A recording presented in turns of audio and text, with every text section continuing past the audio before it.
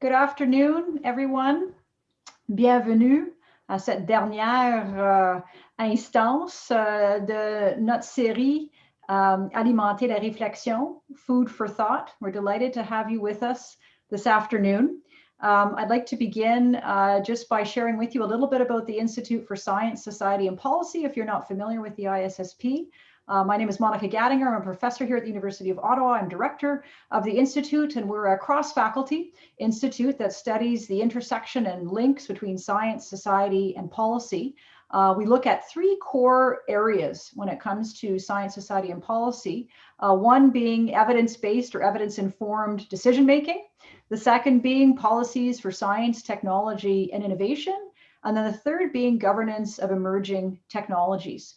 So our session today actually touches on all of those areas, and we're really delighted to have you with us. I'd like to begin with the University of Ottawa's land acknowledgement. I will read that for you here, and I would encourage everyone to acknowledge the land from which they are joining us.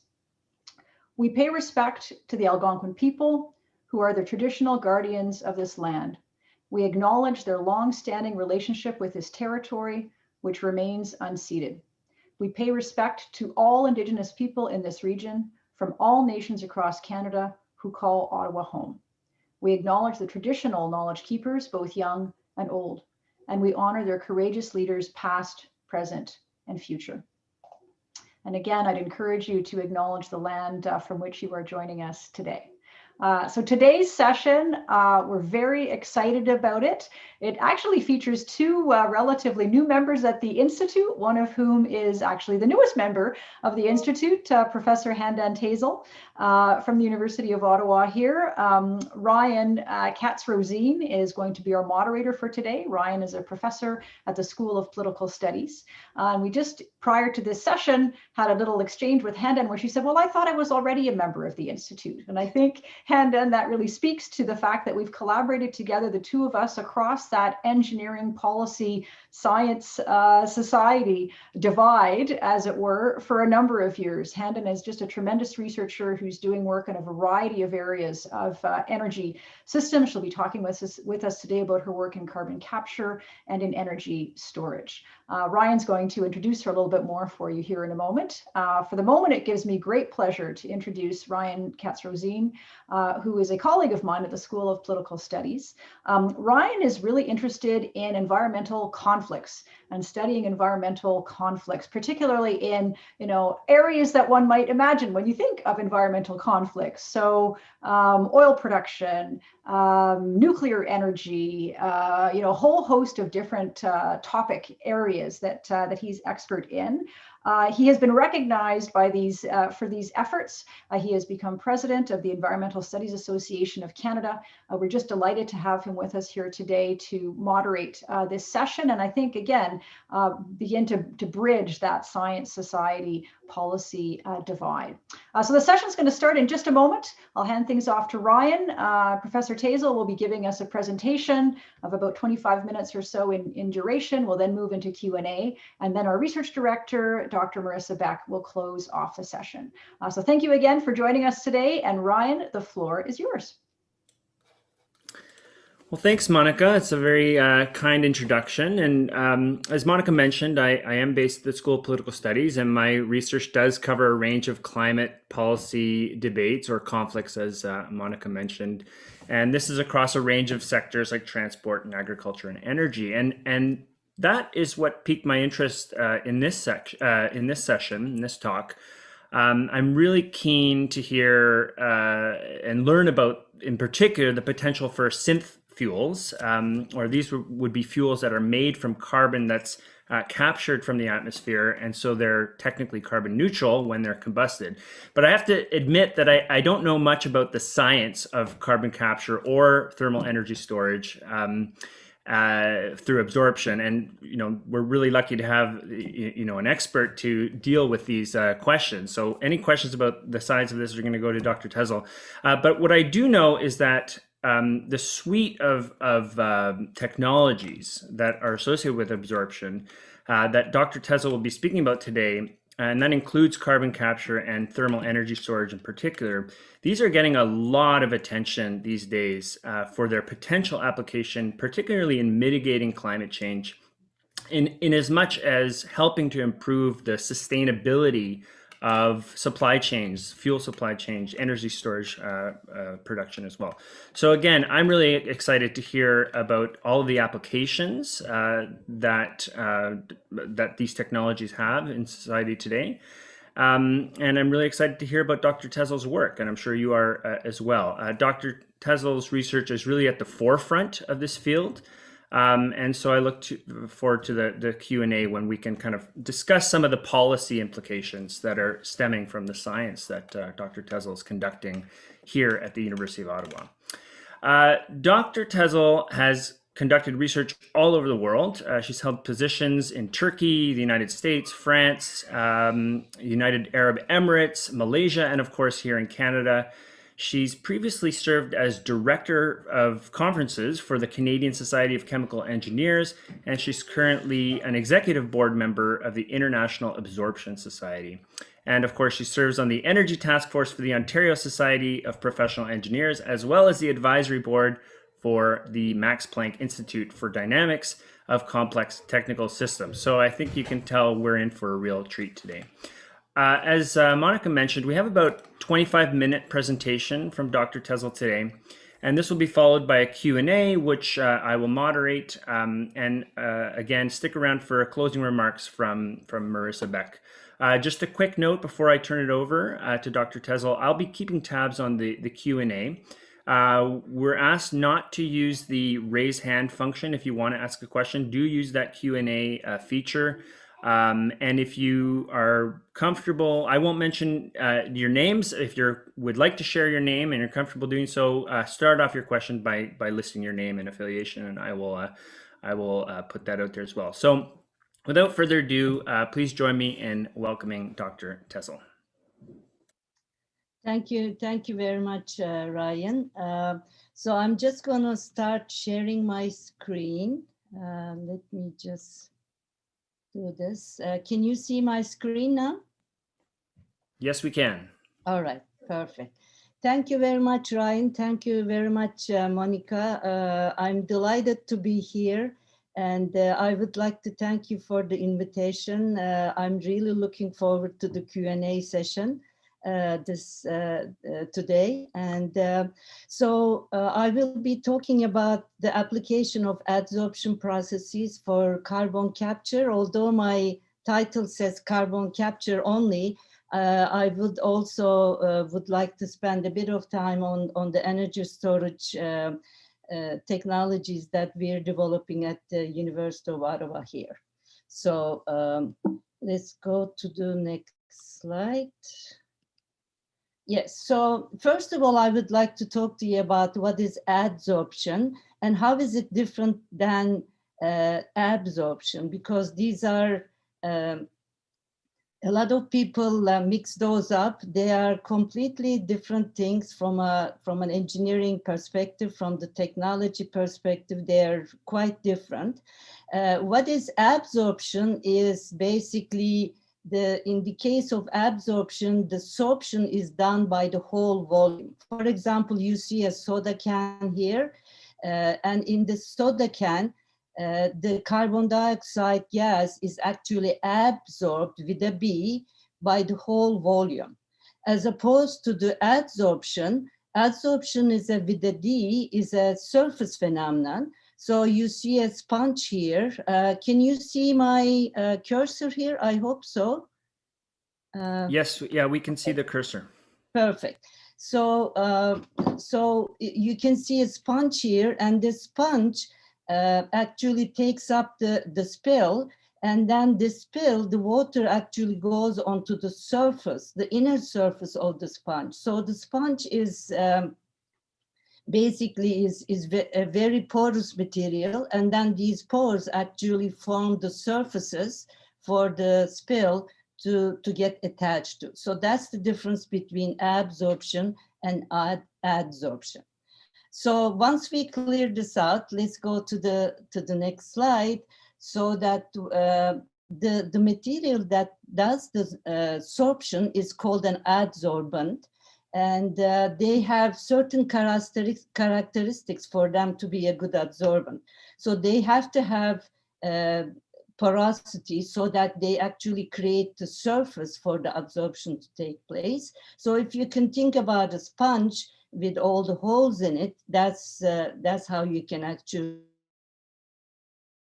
And because of these pores, they have huge surface areas.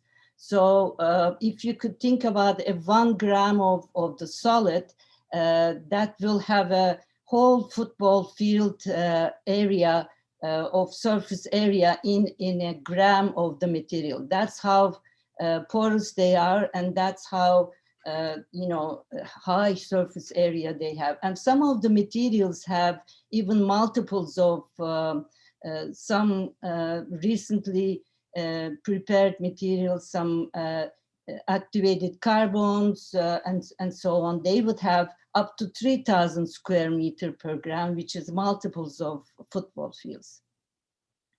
And some of these materials will have micropores in an angstrom size. So for those of you who are not familiar with the size angstrom, let me just clarify that for you. So the measure of the length of the size is usually meter, and then millimeter is 1/1000th of a material, so 10 to the minus 3, and then the micron is 10 to the minus 6, and then nanometer is 10 to the minus 9. So angstrom is 1/10 of a nanometer, which means that 1 angstrom is 10 to the minus 10 meter.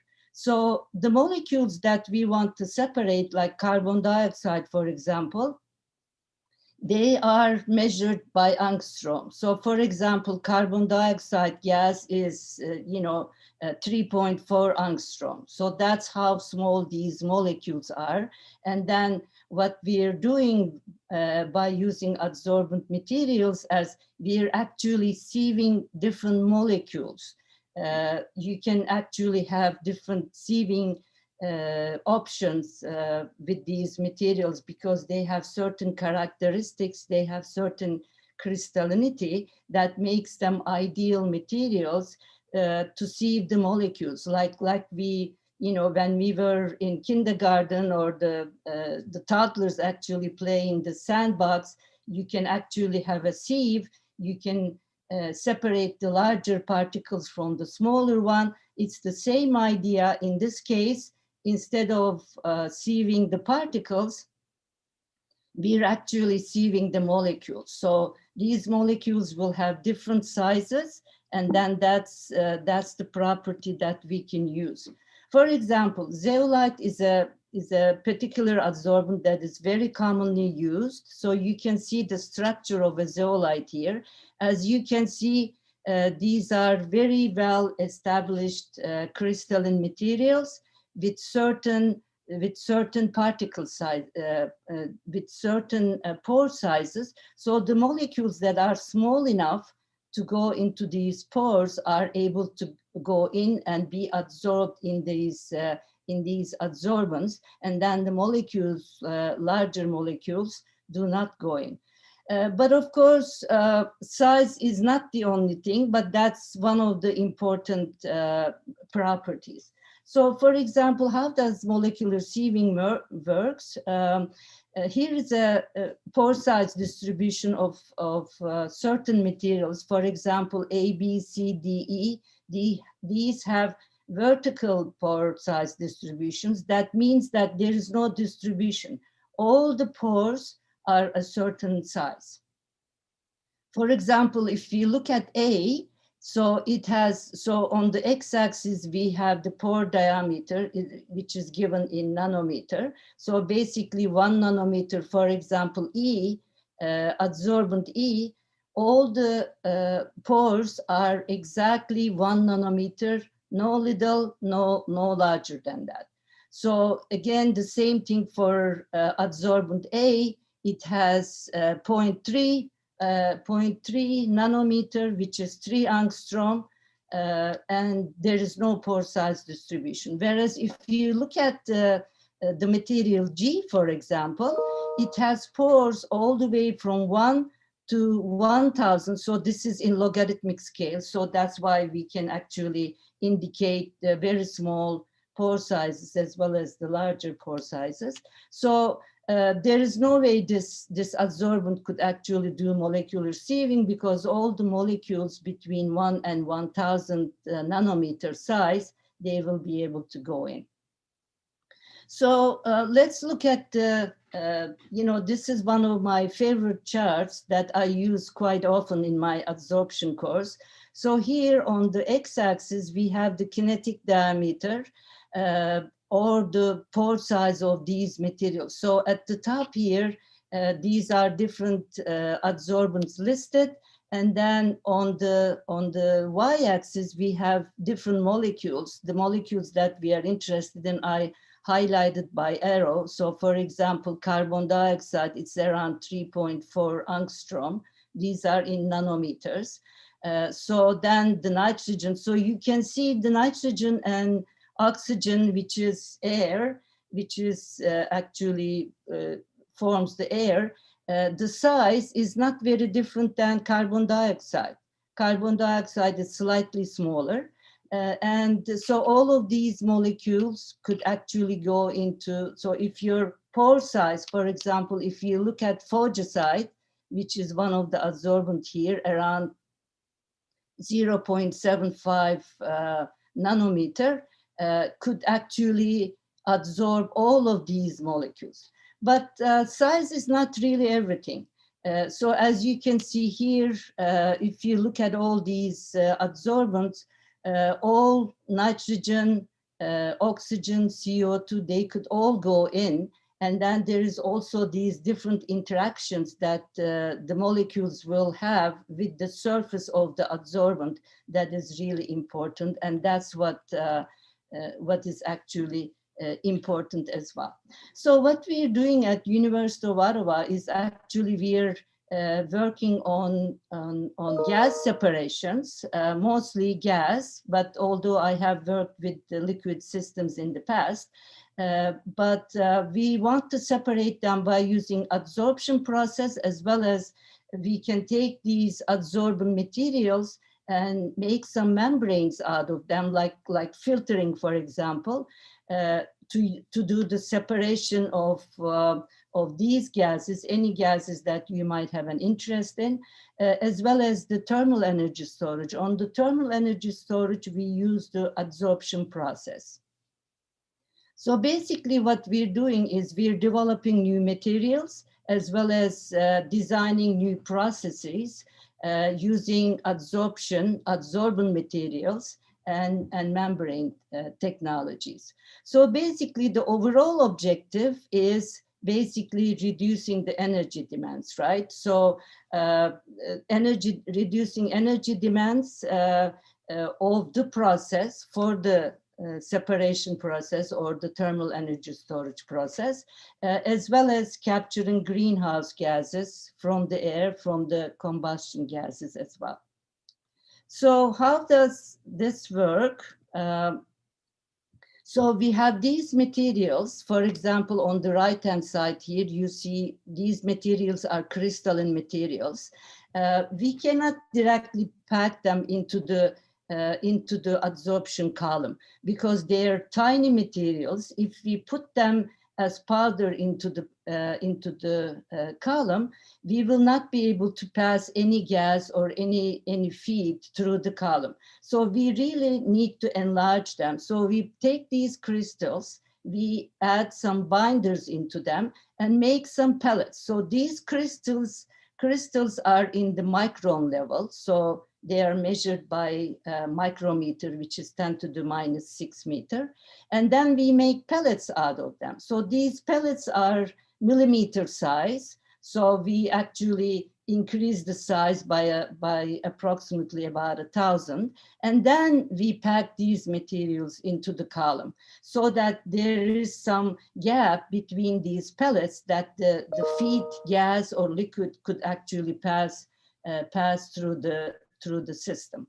So then, so this is a column, for example, packed with the adsorbent. I gave you the example of the sponge. For example, when you want to take a spill with the sponge, you take a little bit, and then if there is still some spill that you have to pick up, you have to go to the sink, empty the sponge, squeeze the sponge, get rid of all the water that has been absorbed, and then come back and do it. We call this a regeneration. There are two reasons you want to do the regeneration. One of the reasons is you want to use your material. You want to be able to use your material again and again as cycles. And also, like that's basically equivalent to squeezing your sponge. But also, let's say if water, your spill is one of your products, you want to recover that. So that's why we really need to do the regeneration so that we can use the adsorbent again and again. And also we will be able to recover the material that has actually been absorbed in the adsorbent material. And that's why we use, like in all adsorption processes, they usually require at least 2 columns.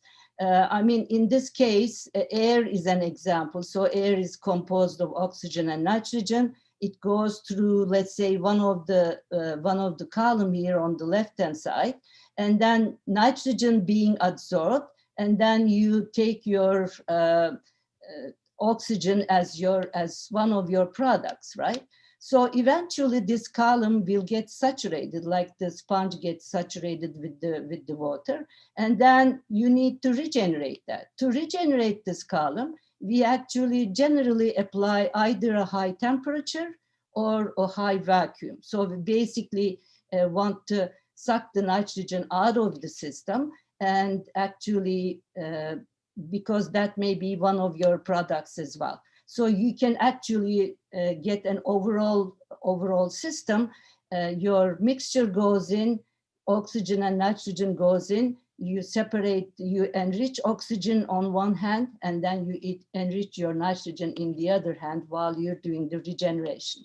So, so when this column gets saturated, you apply either vacuum or high temperature, you get the nitrogen out, and then while adsorption is happening in this column, desorption will be happening in the other column as well. So you actually, once this column is regenerated, you switch the column to the other one. So once this column 1 is saturated, you go into the desorption mode for that column by using a vent or high temperature or high vacuum, and then you continue feeding the system into your other column where adsorption will take place. So while adsorption is taking place in column 1, desorption will take in the other column, and then you switch back and forth.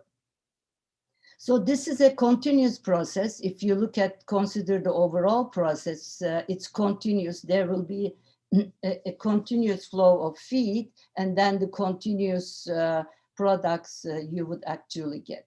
So this is a schematic diagram, and how does it look in an actual system? This is a lab scale system that we build in the lab. You can see the 2 columns here. One of the columns is here, insulated, the other column is in here, and then all the constant temperature bath, the gas chromatograph to measure the compositions and all the controls and so on. This is how it looks like in a lab scale, and then of course you can enlarge this to other larger systems as well.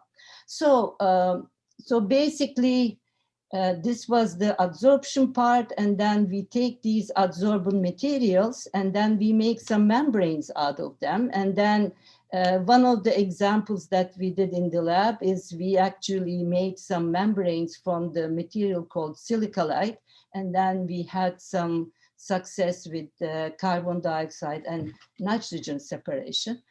We also have some other membranes that we're developing. We're taking these adsorbent materials and add them into a polymeric material, make some hollow fiber membranes, and then again, that could be used for any kind of gas separation. And of course, one of the separations that we're definitely interested in is the carbon dioxide and nitrogen.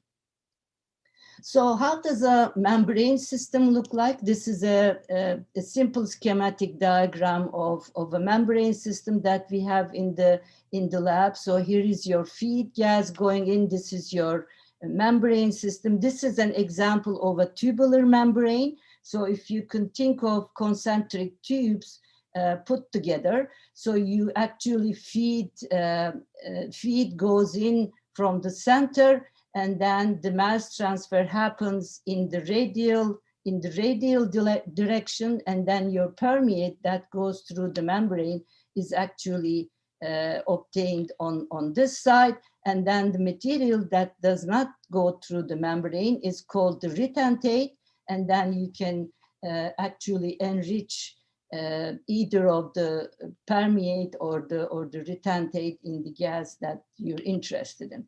So although this is an example of a schematic diagram for a tubular membrane, we also have worked with flat membranes. So in the flat case, the schematic diagram looks exactly the same, except the feed goes in from the bottom, and then you actually get the permeate from the top on the other side of the membrane, and then the retentate stays on the bottom.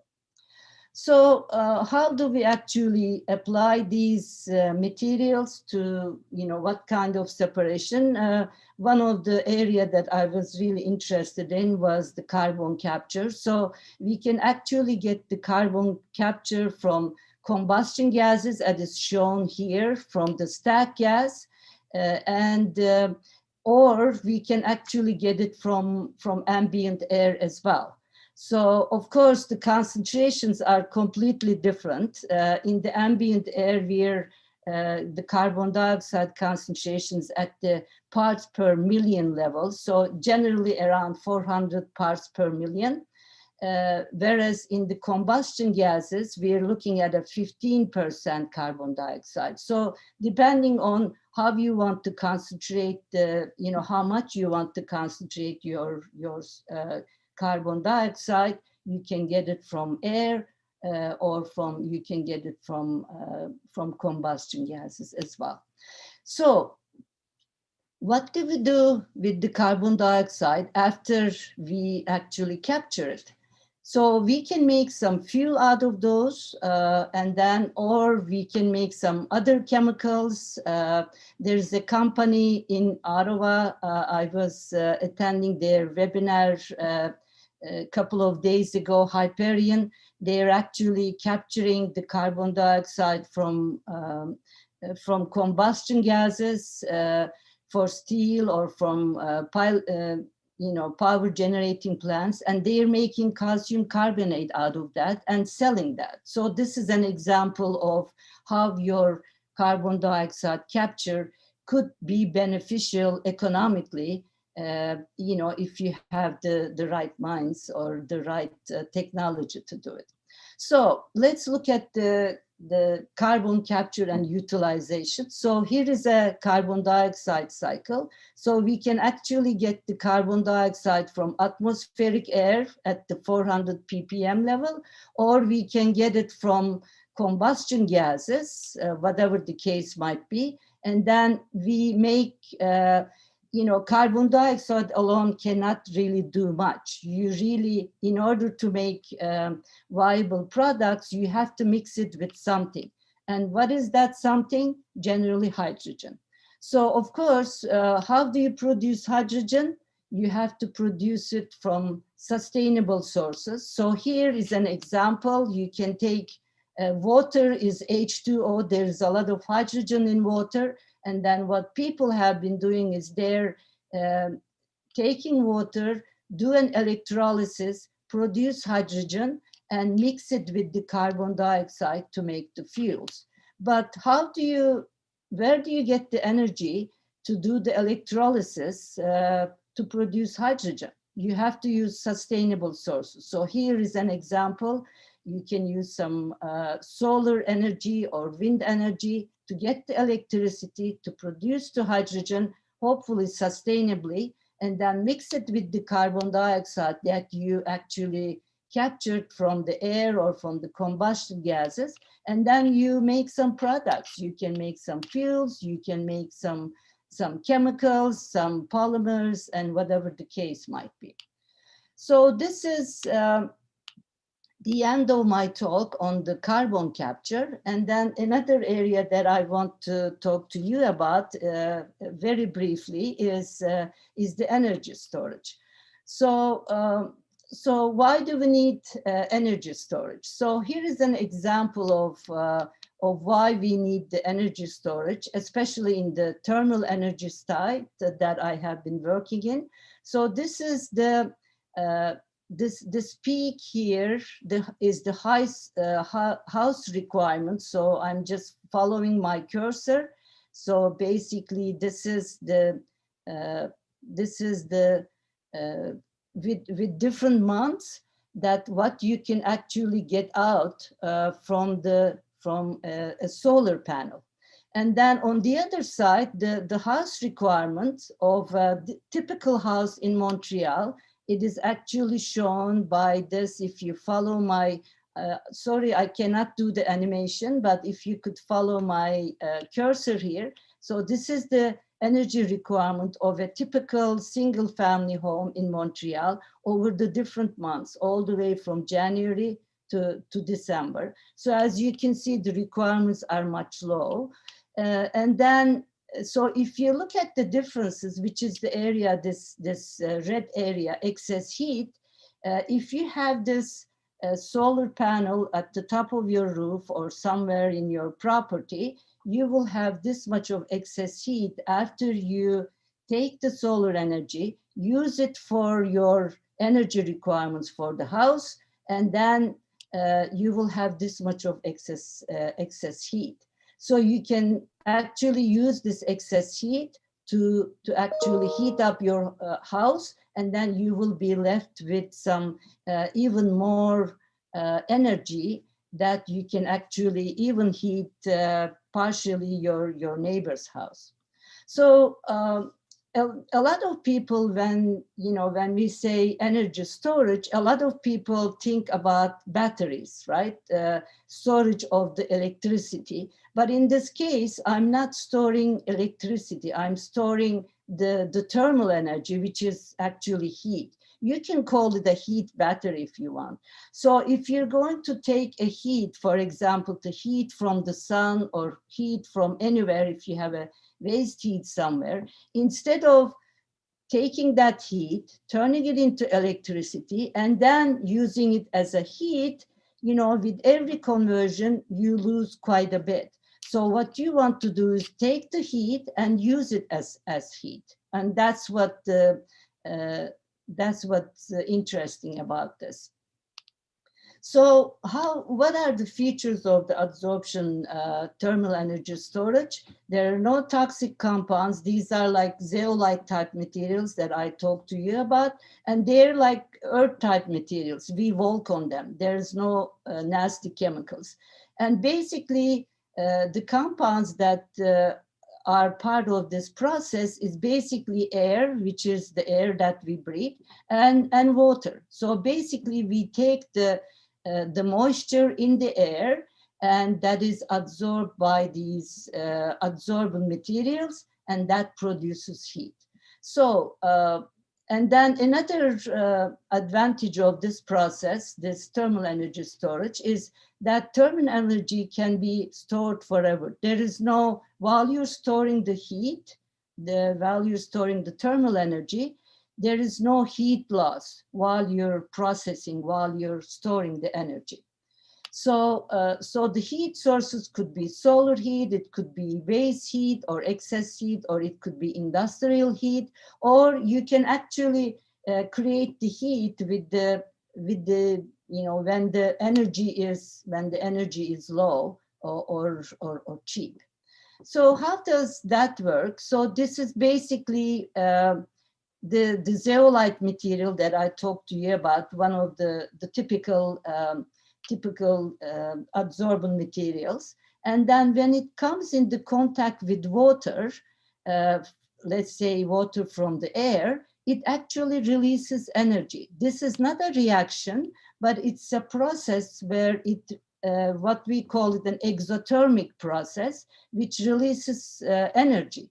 So that's actually what happens in the discharging of the heat.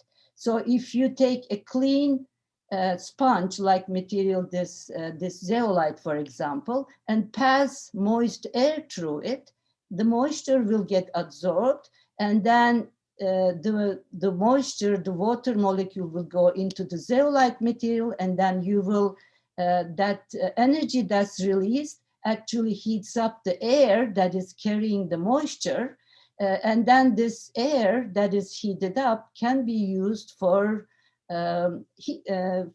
space heating purposes. And then, of course, eventually this sponge-like material, your zeolite, will get saturated, and then you want to do the charging.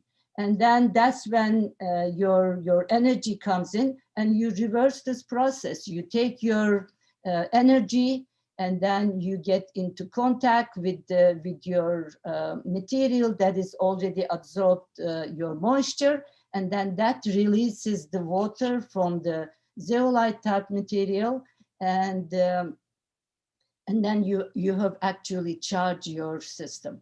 I have some animations that I have, but I'm not going to, unfortunately, have time for that, so I'm just going to pass through this. And so this is some preliminary results that we did some calculations: a single family home, 10-story building, retail office. Again, because of time limitations, I won't have too much time to spend on that, but if you're interested in, I'll be happy to answer any of the questions on that. And that's my talk, and I hope that's within the time limit, Ryan. Thank you very much. And here is my contact if you want more information on these technologies. Well, thank you very much, Handan. And one of the downsides to the virtual format is we can't hear the thunderous applause and see all the hands being raised for questions. But we do have some questions that have shown up in the Q&A, and I will turn to those in a moment. I just wanted to thank you. It's a really fascinating discussion, and I know I have a couple questions of my own, and I'll use the privilege of being moderator to start off that process. And a quick reminder, those of you who do have questions, feel free to type them in. And if you'd like to share your identity, make sure you include that as part of your question. My first question for you, Handan, is kind of a high-level question about the application of these technologies, in particular the carbon capture, for climate change mitigation. So we know that most of the IPCC scenarios for limiting global warming to 1.5 degrees Celsius rely on some amount of carbon dioxide removal by 2050, no less. Some of the scenarios require a lot of carbon dioxide removal. But we also know there's a lot of criticisms for the extent to which these scenarios are relying on direct air capture and other types of carbon capture technologies, mostly because they're developmental, they're new, there's a lot of unknowns. As someone who works at the forefront of carbon capture science and someone who's developing these technologies, I'm curious to hear your take on the sort of the big picture view for climate change mitigation. Do you, are you optimistic about the potential for direct carbon capture and other types of carbon capture technologies to be deployed at the scale required to actually support climate mitigation?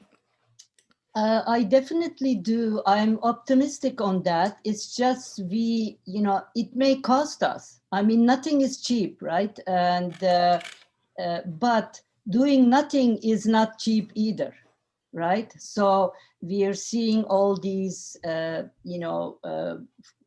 fires and then floods and climate change and so on. So there is a price for not doing anything as well, which is not really, it will be very difficult. It is very difficult to actually put a price to it. But look at insurance.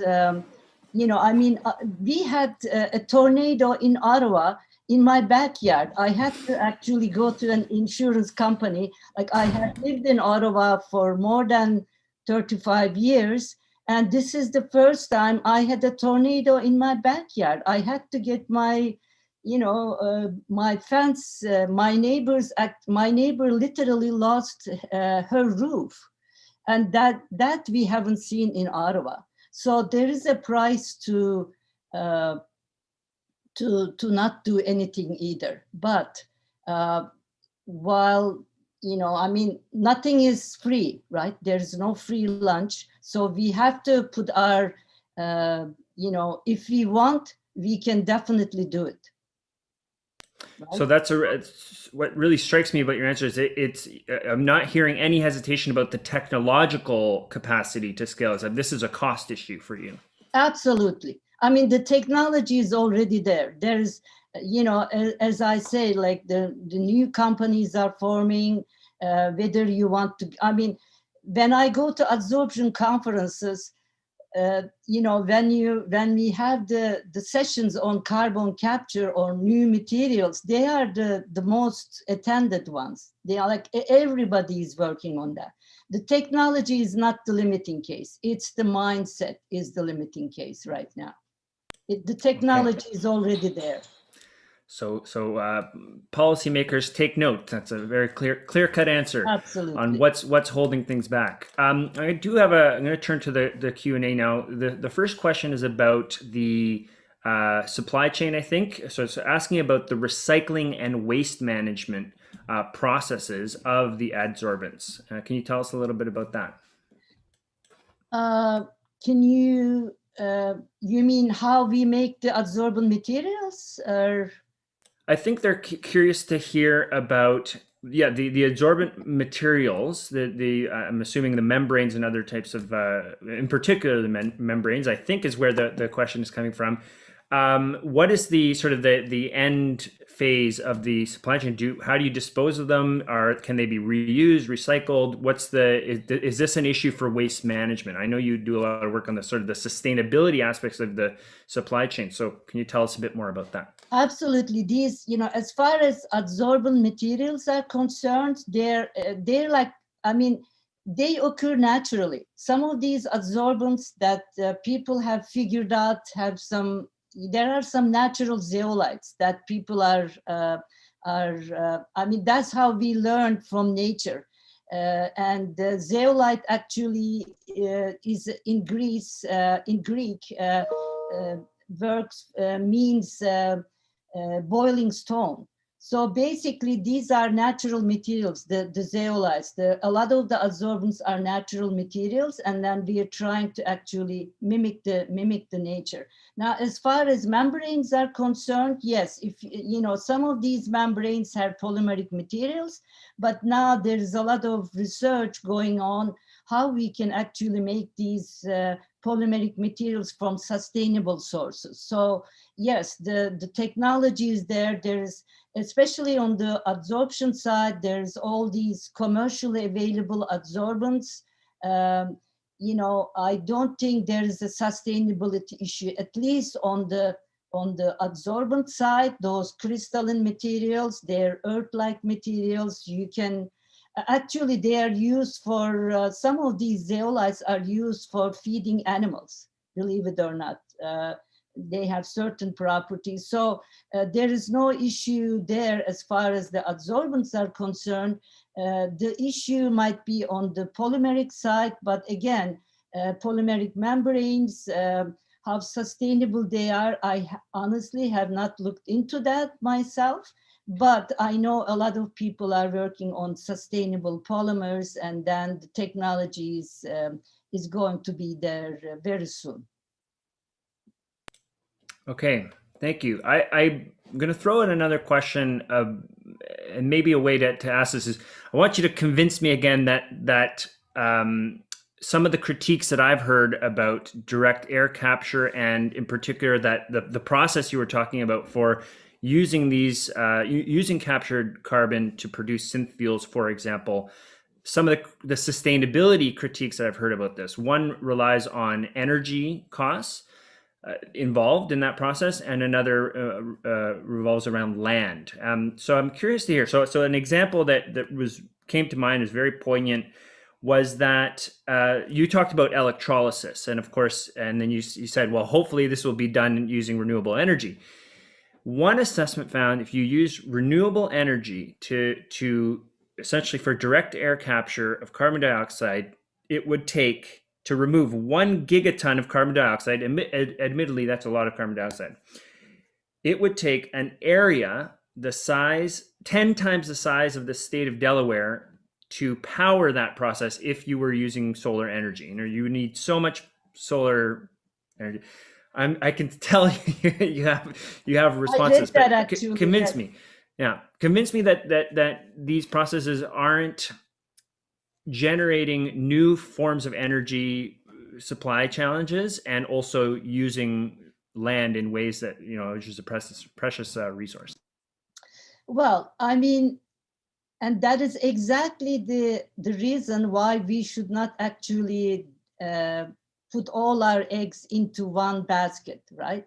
So this solar energy, wind energy, yes, they have, I mean, you don't want to do all of your energy with solar, and then, I'm not a solar expert, don't quote me on that, but I actually read that article that you're mentioning about the area of area that you would need, and that's exactly why we need we need different sources of energy, whether it's, there is small modular reactors, nuclear reactors coming into place. Again, I'm not an expert on that, but the technology looks good. All the big guns are going for it, but I'm not really suggesting one type or another, but these are some examples of different energy production technologies that we have to use. So I will leave that to the energy experts, energy production experts. Yeah, so we basically, as far as the sustainability is concerned, we have to consider all the different types of energy productions, whether it's hydro, sustainable, and other sources of energy to actually get what we need. We definitely, I mean, as I say, nothing is free. You cannot really produce energy from nothing. You still have to pay. There is no free lunch. But the issue is, how much are you willing to pay? What are you going to do? What is your mindset? Are you taking this climate change seriously or not? That's what we have to think. I'm not saying that it's free, right? But there's a lot of, there has to be some economic viability that you have to take into account. I like that there's no free lunch. That should sort of be a tagline for these food for thought series. Exactly. I'm going to turn to another question here from the list here. So this is from someone who has graduated from chemical engineering at ODTU, so a fellow alumni. They want to know, how do you capture carbon from cement production process? Is this something that you would be ready to comment on? Yeah, I know of this technology actually, yes.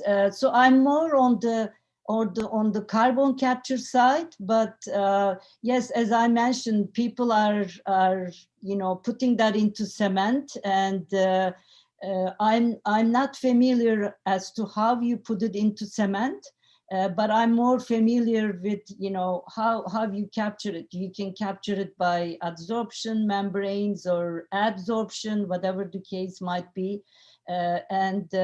well, there is a Canadian company, Carbon Engineering in British Columbia, who's using absorption, not the adsorption, but the absorption technology in liquids. They're capturing directly from air, and then you can do whatever you want with it.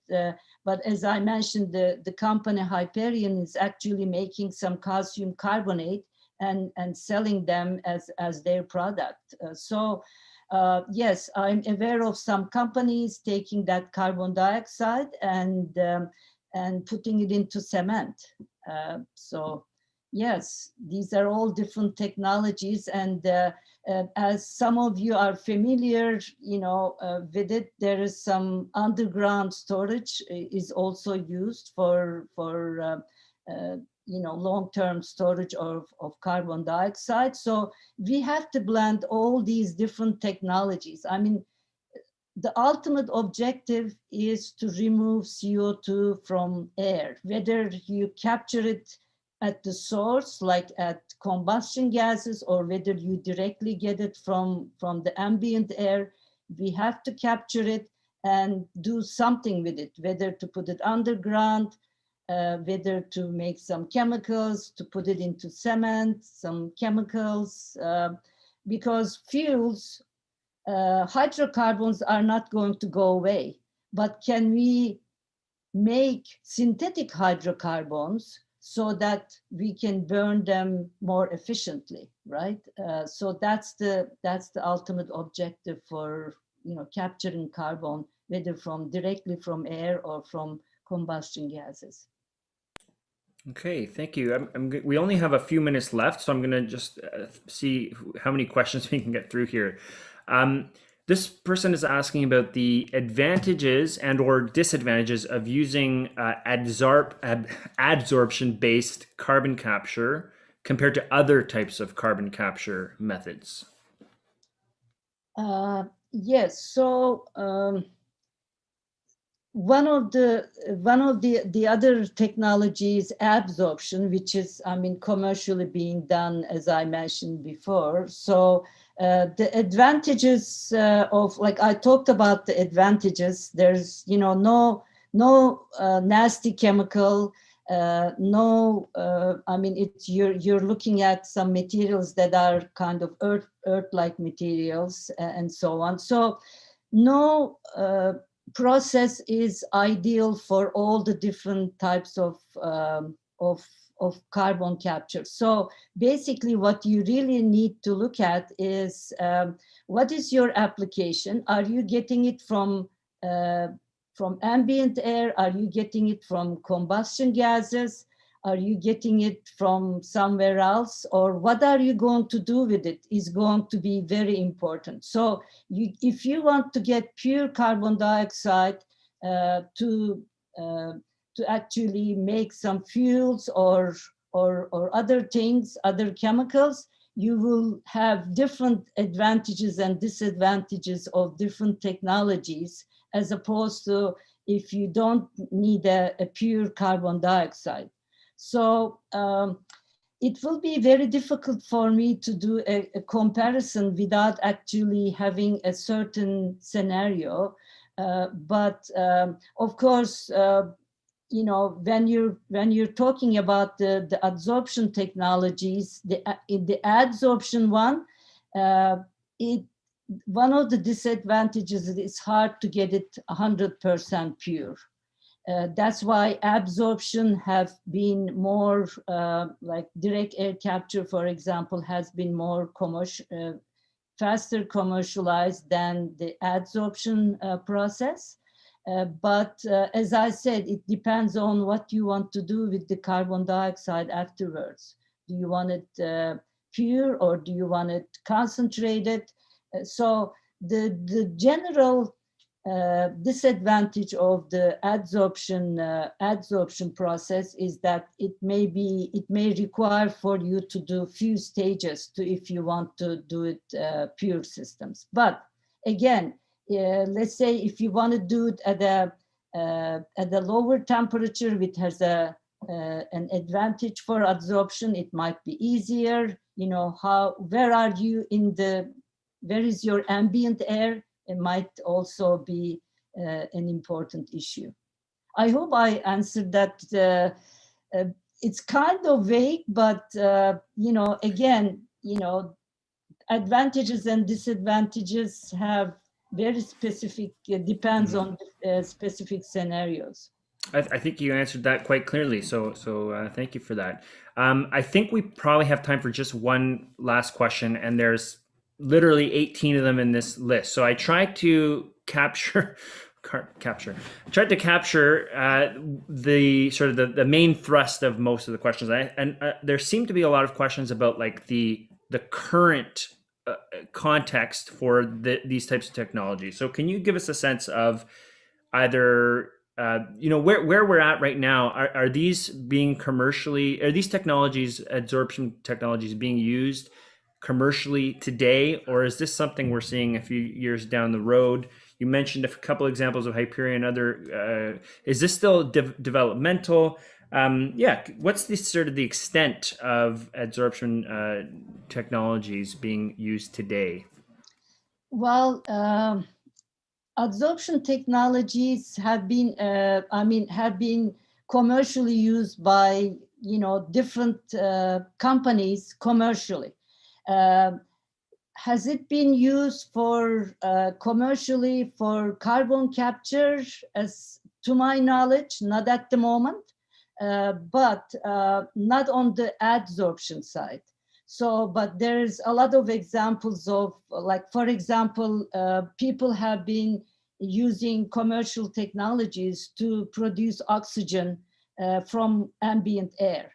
And that was one of the reasons why I went into adsorption, because I was intrigued by how you can actually get ambient air and make some oxygen out of that for somebody who cannot breathe, which is a very important topic in the COVID age that we're living through, right? So there is commercial applications of adsorption are all over the place. Has it been used commercially for carbon capture? To my knowledge, not at the moment, but there's a lot of developments on that. You know, materials being developed, processes being developed, and it's getting there. Fantastic. Well, that puts us right on schedule. I was supposed to turn it over to Marisa at 12:58, and lo and behold, that's the time I have. Let me thank you, Dr. Tezel, and I don't know if people have I don't even think they can do the hand clap emoticon, but I know that people are joining me, and thank you for your talk. So thank you. Thank you very much for the invitation. It's been great. Excellent questions. Okay. Marisa, over to you. Thank you so much, Ryan. My name is Marisa Beck. I'm the Research Director of the ISSP, and I also would like to thank Professors Katz-Rosine and Professor Tezel for this really fascinating and important discussion today. Thank you both so much for an excellent talk and an excellent moderator job. And there are still a large series of questions in the Q&A, and Professor Tezel kindly offered her contact information during the talk, so there might be a few email follow-ups with questions. Thank you both so much. Also, thanks to my colleagues here at the ISSP, in particular, Brendan Frank and Raphael Desardi, for making this event happen today. It couldn't have happened without you. As Monica mentioned earlier in this session, this is actually the last Food for Thought event for this academic year, but we are already planning a big comeback in the fall, so stay tuned for that. In the meantime, there's one event that I wanted to just communicate and inform you all about, because it is also related to energy and climate change. So the Positive Energy Research and Engagement Initiative which is part of the ISSP's Energy Research Cluster, will be hosting a virtual conference next week. It's going to consist of 4 lunch talks, and the topic will be all around the roles and responsibilities of various public authorities in Canada's energy future in an age of climate change. So in other words, is Canada's energy decision-making system ready for achieving net zero emissions by 2050? So please, for more information on that virtual conference, go on our website, find the events tab, and check out our social media channels as well. We hope to see you there or at any other event of the ISSP in the future. Stay safe and take care. Thank you so much. Goodbye.